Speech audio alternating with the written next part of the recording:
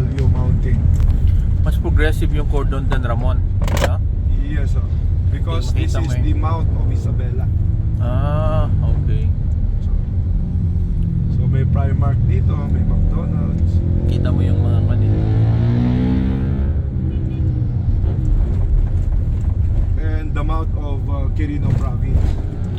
Converging. Converging.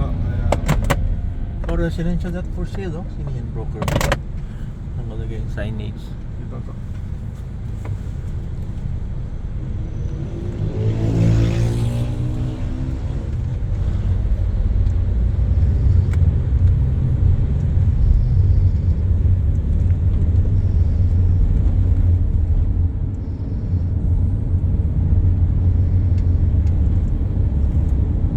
Wala pang McDo dito. Yeah, this one po. Ito. Before, no? May McDo pala. Yan yung community mall na ginagawa ko namin. So, Yung signage lang ng McDo, hindi masyado mataas. Ito pala, oh. May Save More din, no? Opo. Okay. So, yun yung kalaban ng Centro Mall na investor ko.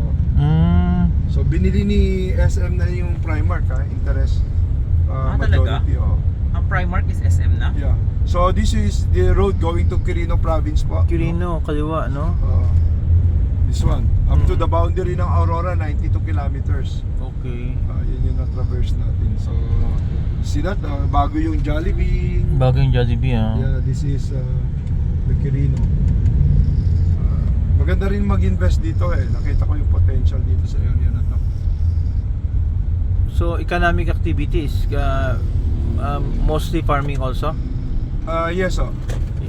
economic activities. Farming. Rice and corn. It's so happen na convergence lang kasi siya at saka Mount of Isabela. Geographically, may sarili niyang advantage. strength. May strength siya sa geography.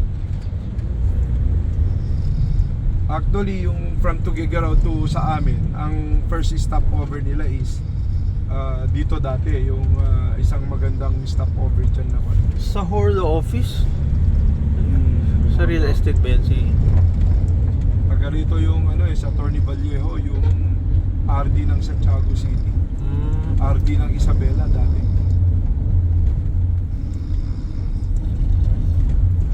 So that, tatraverse na natin yung mountain na yan.